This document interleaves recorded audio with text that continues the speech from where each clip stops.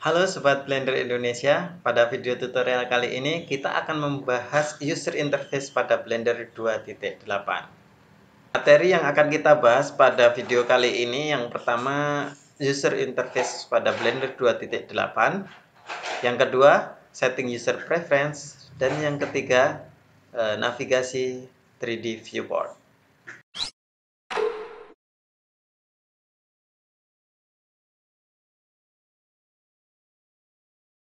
Setelah kita membuka software Blender, maka pertama kali muncul splash screen seperti ini. Kita klik di sembarang tempat saja untuk menghilangkannya. Bagian pertama dari user interface yang perlu kita ketahui adalah 3D viewport. Nah, di dalam sini ini terdapat semua objek 3D yang ada di skin kita.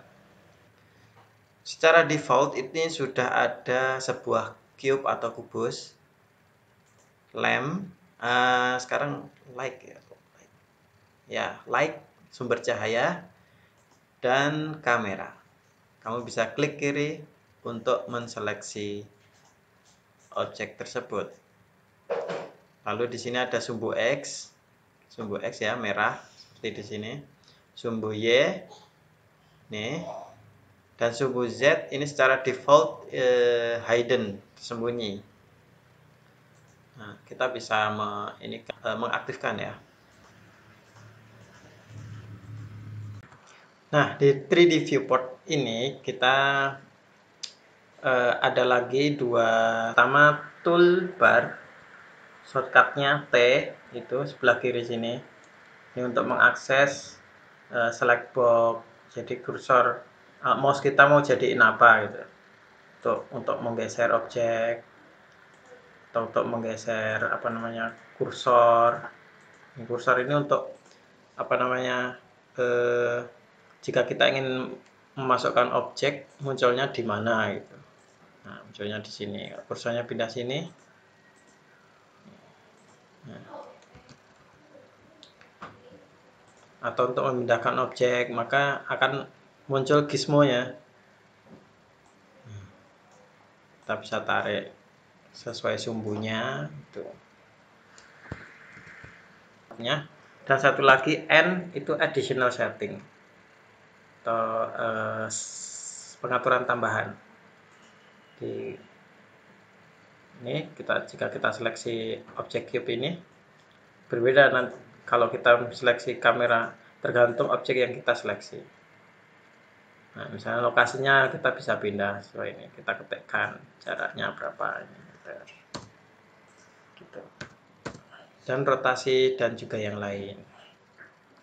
Nah, di sini juga ada view kamera, 3D cursor juga bisa kita geser di sini. Oke, shortcutnya N ya. Bagian yang kedua adalah outliner. Di sini kamu bisa mengorganisasikan objek-objek 3D kita yang ada di 3D viewport. Dan jika kita menseleksi yang di outliner ini, maka yang 3D viewport objeknya juga akan terseleksi. Jadi ini saling terkoneksi gitu. Nah, di sini memungkinkan kita untuk mengorganisasikan objek kita melalui collection atau group atau layer itu ya. Kalau di sini namanya collection. Nah, sebagai contoh kita buat aja collection, klik kanan, lalu pilih new. Nah, ini untuk membuat collection baru. Lalu kita bisa double klik, lalu ubah namanya collection ini misalnya 3D model. Terus yang ini lain gitu.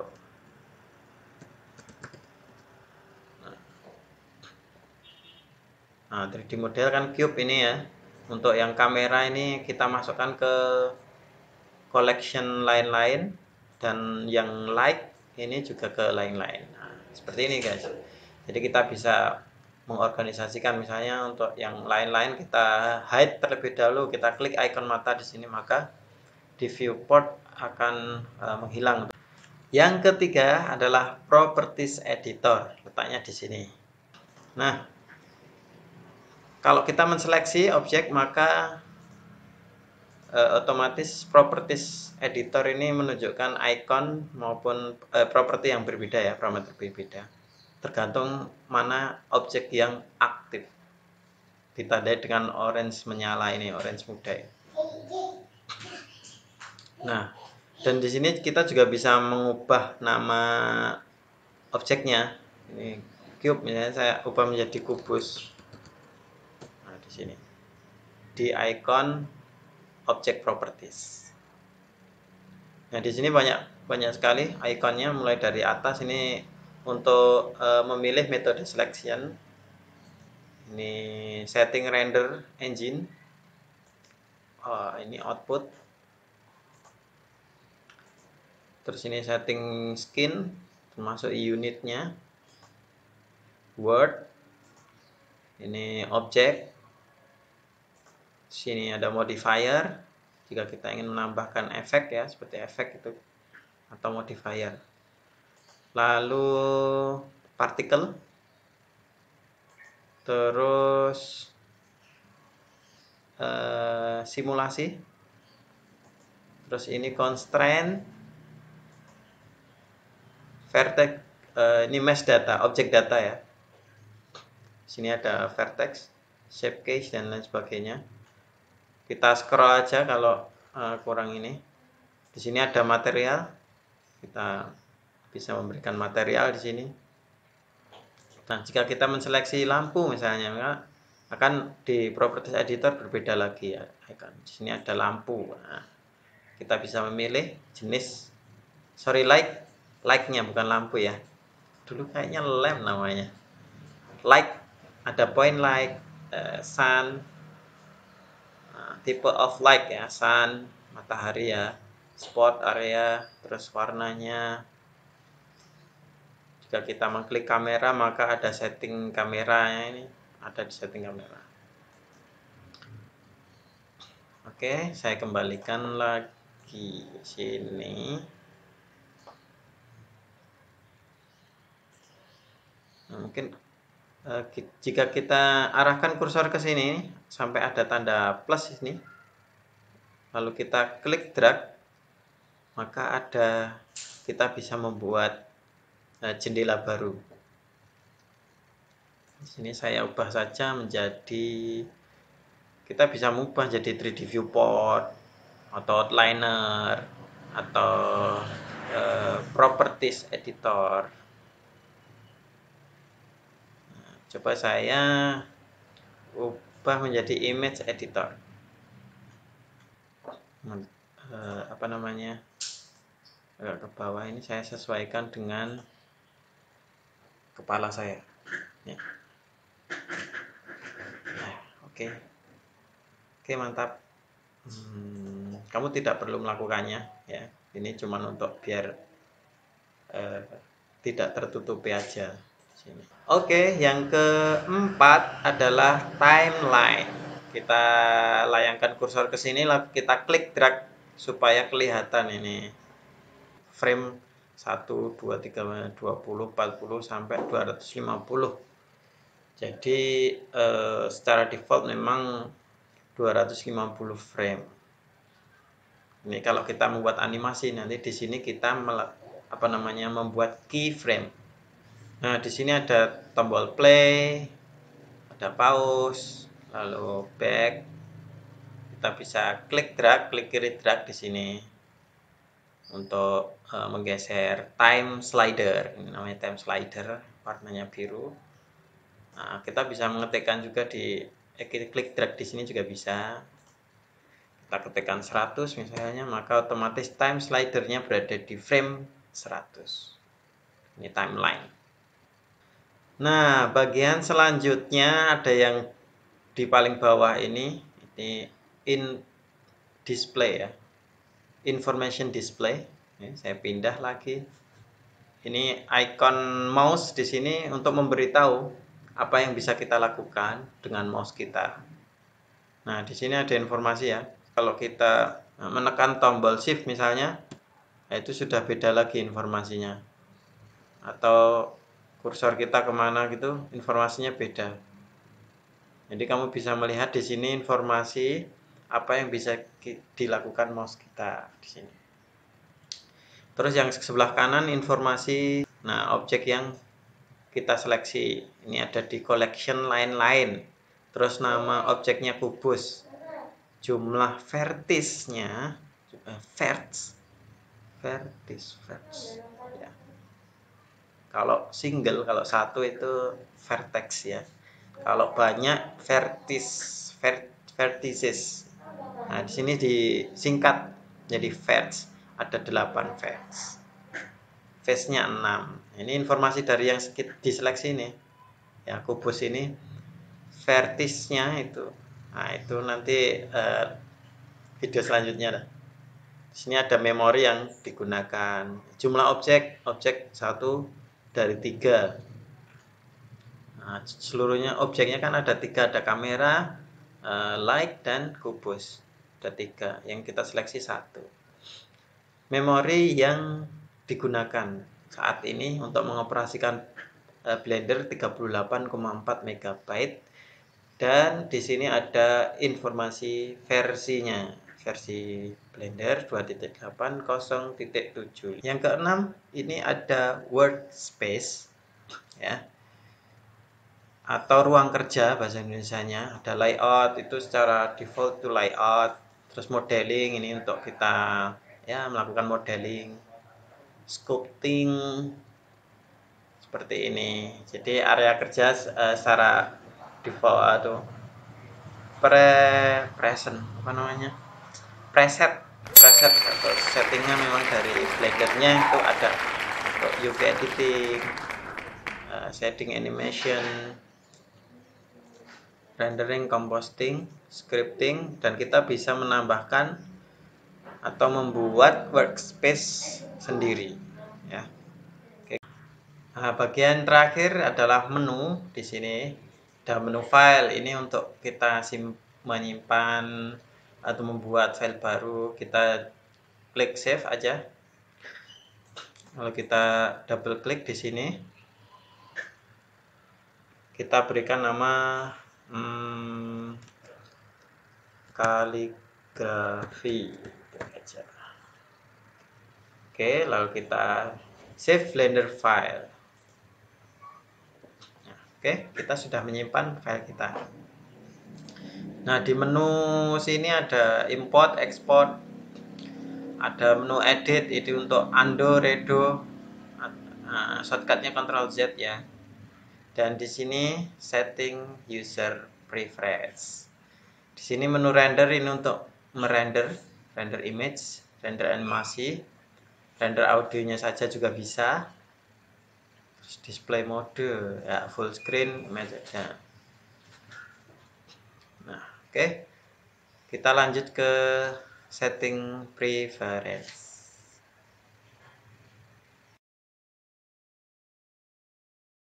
Kamu pergi ke menu edit lalu pilih preference. Nah, di sini kamu bisa mengaktifkan add-on. Add-on itu fitur tambahan ya. Nah, misalnya sebagai contoh, saya berikan contoh di sini add mesh. Di sini ada pilihan untuk kita menambahkan objek primitif, tapi hanya segini ya. Nah, ketika kita nyalakan fitur tambahan baru, misalnya add mesh extra object, kita centang, berarti udah aktif. Save user preference, lalu kita tekan di sini add mesh, maka jadi pilihannya tambah banyak itu. Nah, di part ini misalnya. Oke. Ada satu add-on lagi yang ingin saya aktifkan, yaitu Screen Cascade. Nah, kamu mungkin belum punya add-on ini karena harus diinstal. Download dulu dari internet lalu diinstal. Kamu bisa, kalau kamu ingin menginstalnya, kamu klik link video di atas ya.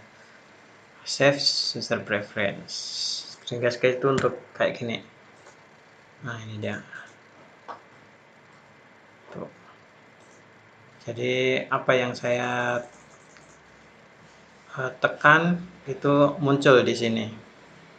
Nah, ini bermanfaat untuk jika kita ingin membuat tutorial ya. Kamu bisa tahu apa yang saya tekan.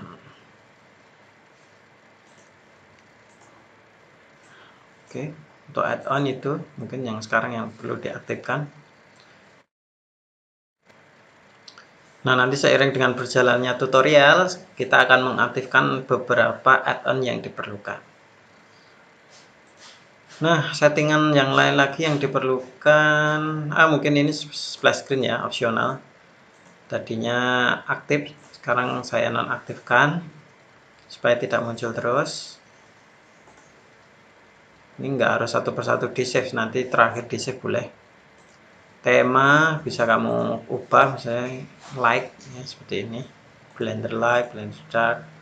Jika kamu ingin install juga, download dari internet, install bisa. Download dulu baru install. Terus untuk di input ini, nah kalau jika kamu menggunakan laptop lalu kamu membutuhkan numpad ya, misalnya untuk navigasi itu kamu centang ini aja. Tapi kalau di Blender 2.8 ini sudah, saya kira walaupun saya menggunakan laptop ini belum perlu karena ada penggantinya. Nanti saya akan tunjukkan. Insya Allah ya. Oke, navigasi. Nah, navigasi ini kita perlu aktifkan zoom to mouse position. Jadi kalau kita mouse-nya di sini, kalau kita zoom dengan cara scroll itu tujuan zoom-nya itu mengikuti mouse-nya. Kalau enggak dicentang itu walaupun mouse-nya di samping sini, kalau di zoom ke sini juga.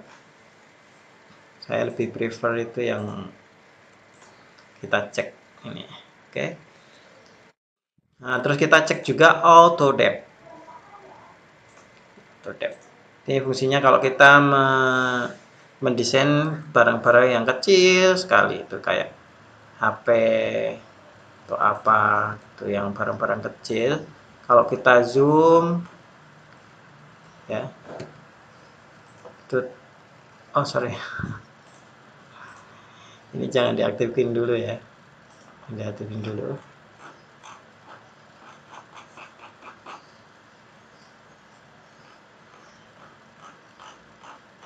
Nah, ini kita scroll terus, kalau kan untuk zoom in zoom out, karena objek kita terlalu kecil itu nggak bisa mendekat lagi ya. Jadi untuk supaya tidak seperti itu, kita cek auto depth. Nah, kita bisa ini lagi. Oke. Menemukan shortcut di Blender ini banyak sekali. Misalnya new file itu Ctrl N.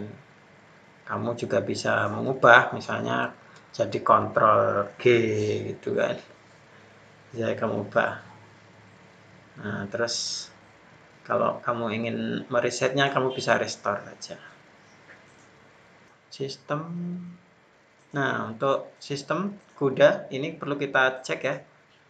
Jika kamu mempunyai video card, di sini saya punya GeForce, Nvidia GeForce ya, 940MX. Kamu centang, aktifkan ini untuk rendering. Oh, tadi ada ini, ada yang ketinggalan. Bentar dulu. Sistem. Undo step.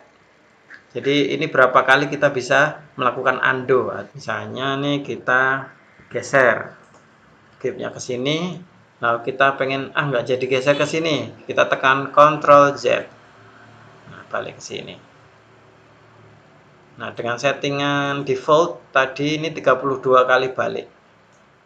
Kadang kita perlu lebih, sini saya ISO 100 saja supaya undo lebih banyak. Oke, ke save and load. Nah, untuk temporary file mungkin kita 10 menit sekali aja Nah, untuk navigasi di 3D viewport ada 3 cara. Yang pertama menggunakan mouse, terus menggunakan icon yang ada di sini, lalu selanjutnya menggunakan shortcut. Oke, yang pertama dulu menggunakan mouse, kita bisa scroll. Nah, ini dia. Scroll. Kalau diputar-putar scrollnya itu akan zoom in, zoom out, mendekat, menjauh. Terus navigasi menggunakan mouse selanjutnya adalah rotate. Tekan tahan tombol middle mouse. Middle itu tengah, mouse tengah. Yaitu ya scrollnya itu ditekan tahan lalu geser mouse-nya. Ini untuk rotate atau mengitari objek. Terus selanjutnya pen. Tekan tombol shift lalu middle mouse juga ditekan tahan lalu geser mouse-nya. Nah, shift-nya ditekan tahan terus saja. Nah, terus middle mouse-nya ditekan tahan seperlunya. Geser, middle mouse dilepas, mouse-nya ke sini, geser lagi, tekan tahan lagi. Itu untuk pen ya. Nah, cara yang kedua, setelah menggunakan mouse, kita bisa menggunakan di sini. Ini ada icon yang bagus sekali ini. Kita klik kiri, drag, klik kiri, drag. Ini untuk rotate. Terus kalau kita klik salah satu sumbunya, maka akan berubah menjadi view-nya top ortografik untuk Z ini. Kalau untuk Y, back ortografik. Jadi kalau ortografik itu lurus, tidak ada titik perspektifnya. Nah, itu ya. Terus icon yang di sini zoom in, zoom out dengan lebih halus ya. Tidak seperti scroll tadi, kasar zoom in, zoom out-nya. Terus yang ini gambar tangan pen untuk move ya, geser. Nah, ini toggle kamera view, maksudnya kita masuk ke dalam view kamera. Terus yang ini ortografik sama perspektif. Kalau perspektif itu ada titik temu ya. Di sono nih ada titik temu. Dua garis ini misalnya, ini sama ini sama ini, sama terus ini lama-lama ketemu. Nah, ini namanya titik perspektif.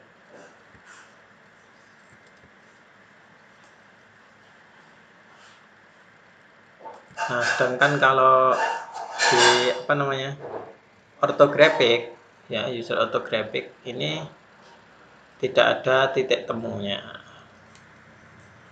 Karena nggak bakal ketemu ini karena sejajar. Itu guys.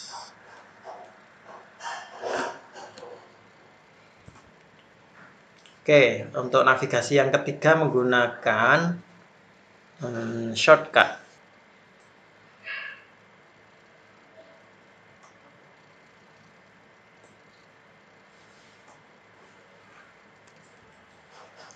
Nah, shortcutnya ini di atas tab ya. Ini ada tombol ini nih. Nah, ini dia. Kita tekan ini. Oke, kita coba praktek. Tekan itu, maka muncul pie menu. Ini namanya pie menu. Kita bisa pilih nih. Top view. Terus front. Nah, ini sebagai pengganti number pad ya. Kalau dulu kita di versi sebelumnya kita memakai laptop, terus kita butuh emulet numpad. Sekarang di versi ini ada pie menu yang bagus ini. Nah, sampai view kamera juga bisa. Dan makanya ada top, front, back, right, left, view selected. Nah, view selected juga bisa. View selected itu maksudnya kita menseleksi suatu objek, lalu kita pilih view selected ke objek yang kita seleksi itu. Nah, ini dia. guys. Balik. Nah, ini dia. Namanya apa? Nggak tahu. Tanda petik lah kalau nggak salahnya. Nah, shortcut selanjutnya itu walkthrough. Nah, ini caranya, tekan shift sama ini juga sama shift itu.